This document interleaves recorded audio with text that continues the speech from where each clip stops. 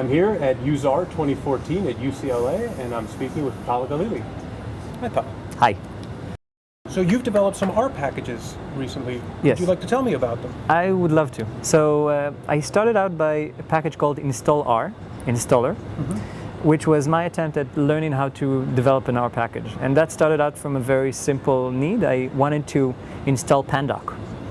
And the reason which for that, is not simple. which I mean, it takes some work, and I wanted to install it so I would be able to transform a Markdown output from knitr into Word, which is now easily available through RStudio. But at the time, it wasn't. So I played around with some functions, and I asked some questions on Stack Overflow. And I was this. I mean, it turned out that you can use R to download a file from somewhere and then run it. Not very surprising. So I said, okay, that would be nice. Let's wrap that concept with the locations of certain URLs to download software, and then start downloading it from R and run it and install it. So I would use it for software for Windows, which is the environment I use. Not proud of it, but that's how it is. I have a lot of content for students that I teach in the university. I have a lot of content, hundreds of pages of content in Hebrew combined with math type equations. So there is no nice Linux way of dealing with that. So I'm not moving out of Windows soon. Anyway, I started out that package to collect these tiny functions that I did for downloading and installing R tools, which is very useful for dev tools, and then for using GitHub, and also for installing Git, and for installing Pandoc, and installing RStudio itself, and so on. So to try and install a bunch of stuff. And then I thought to myself, well, it would be nice if I could also install R from R. Sure. But then I said, why would I want to do that? I have R. So, and the answer is because I might want to update R. And the fact of the matter is that updating R on Windows is a pain, because the steps you need to take is basically to go on the website, to check if there is a new version or not, to download it, which takes a lot of steps, because the website is not very user-friendly to just find the thing. And that is a criticism, to be clear. And after that, you want to download it. You want to also see the news, which is not very easy to just find where the news are about what is new about that new version. You want to then find if you have packages that you need to update, and you want to actually copy packages from your old installation to the new installation. So doing all these steps is something that can be described and then to be automated, which is what I've done. So I've created a bunch of functions that work together to make all these tiny checks and have a nice, simple GUI which gives you pop-ups and tells you there's a new version of R. Do you want to download it? Yes. And then it runs it and runs it installed. Do you want to copy the packages that you have, but not the base packages which you don't want to overwrite? Sure. Yes. Do you want to update the packages? Yes. Do you want to see the news? Yes. So that was the package I started out with, which was a wonderful learning experience of various aspects of it. The people at CRAN, especially Uwe, were exceptionally patient with all the bug and checks that failed that I sent them at the beginning, and they were very politely saying to me, fix it, we're not letting this online. So that was a wonderful learning experience, and surprisingly, I mean, this is one of those projects that as an academic you don't want to take, because no one is ever going to cite any paper that talks about a package that does installing and updating of R. But the user base exists. I mean, I have a bunch of people writing to me comments and emailing me, this is the best R package there is, which I think is the most over the top exaggeration there is, but it's so lovely that people are actually finding it useful. And especially people who are not Windows users actually say that, because they then need to work with other people who use Windows, and they need to do it there, and they're like, we don't want to deal with it. So they have this nice package that just you type update R, and it updates the R version. So was there a single lesson that you can point to in the development of that package? Was there a single lesson that you were like, this is the thing that I needed to learn from this? Well, interesting. I think that there are a lot of very, very good, I mean, it's less about one big thing. It's more about many different sub things that you need to be aware of.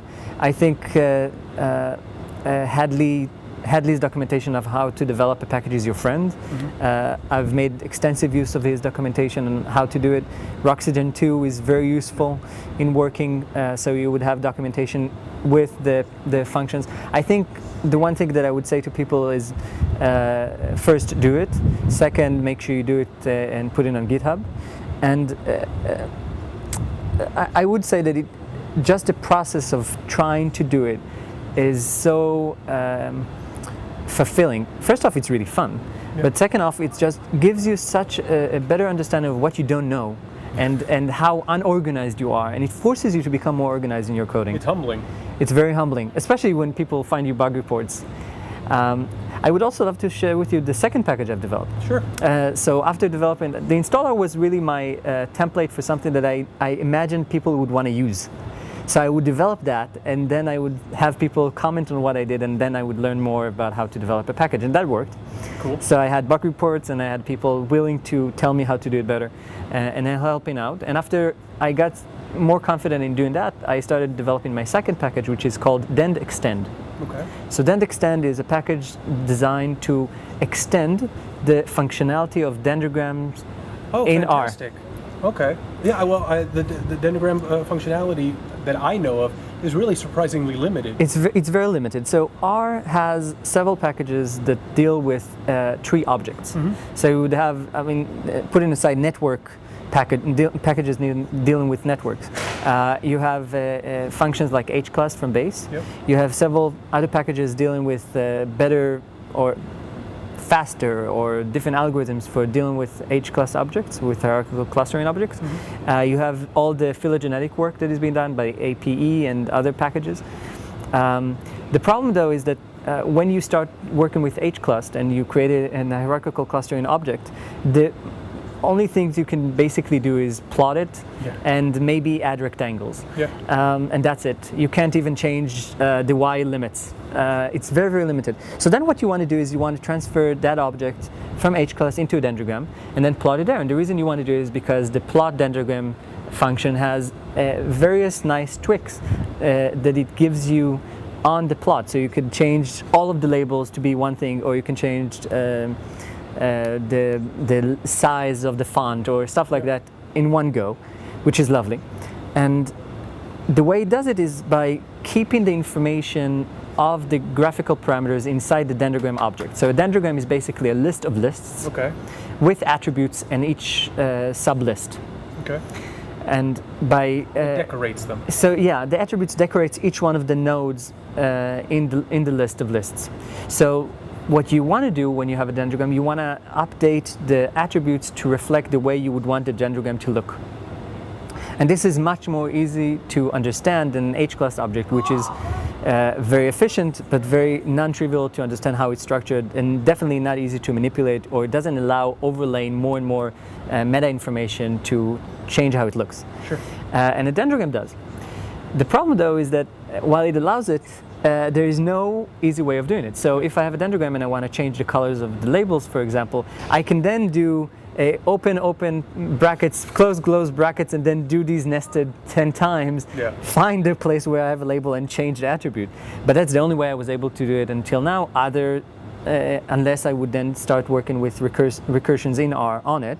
And there are nice functions in R to allow you to do recursions on dendrograms, but they didn't come with built-in functions to do trivial things like give you different colors for labels, or give you different sizes for labels, or changing the labels itself. You can change labels in dendrograms. Really? Yeah. Okay. You can do labels of a dendrogram. You would get the labels. You then want to assign to them. It would say, sorry, we don't know what you're asking. And not even talking about coloring the branches themselves, rotating the dendrogram, pruning the tree, which is a tricky business, because if you prune the tree, you then change certain things in how it's structured that would break stuff. I was able to prune a tree and then to turn it back into an hclust and then cause R to crash, just because it wasn't equipped to deal with the nuances of how it handled that if it's done improperly. Bug report was submitted, but these things were things that I found very important for my own work doing my master's work, which was in biostatistics. So at the time I was working on phylogenetic trees, and I wanted to compare two phylogenetic trees one to the other. I had one which was done in a classical manner and another one that we constructed using some distance metrics that we developed, that we wanted to show that it reflected something evolutionary. So we wanted to show that these two phylogenetic trees, these two trees, are very similar in some sense. Tree similarity metric. Yes, but none exists in R as far as I know, and I've done a lot of digging. I wasn't able to find any. So if it exists, it's really it's buried very deep. So I wanted to implement something that would enable me to say, yeah, these two trees are similar. But in order to do that, I needed to be able to compare dendrograms. I needed to be able to, for example, cut them. So you have cut methods for H-class. You don't really have them for dendrograms. So I needed to recreate all these functionalities from scratch for dendrograms. And after implementing all these functionalities, I was able to do tangograms, which are like back-to-back histograms just for trees. So you have them one in front of the other, and you can then see the lines connected, and you can see if these two trees topologically seem similar or not. The rotation allowed it to optimize the view of the dendrogram, so you would get the best view that you can more or less find in a heuristic way. Find isomorphism. Yes, basically. and you can color the branches and color the labels so you could reflect different aspects of the problem that you're doing. So, for example, if you're doing hierarchical clustering of the famous iris dataset, you can check the colors of the clusters in the branches, but then you could give the labels the colors of the real species label, and then you can see how bad it's doing. You know what's interesting? So what you're So saying. all of these are implemented in the package. So dendrograms are a fantastic communications tool. Yes. They really are. They're one of those communications tools that you don't have to be an expert to have an intuition about Yes, them. it's a family tree. It's just a tree. And it's funny that you mentioned that your second package, you decided that you were going to tackle this thing that was missing in R. Yes.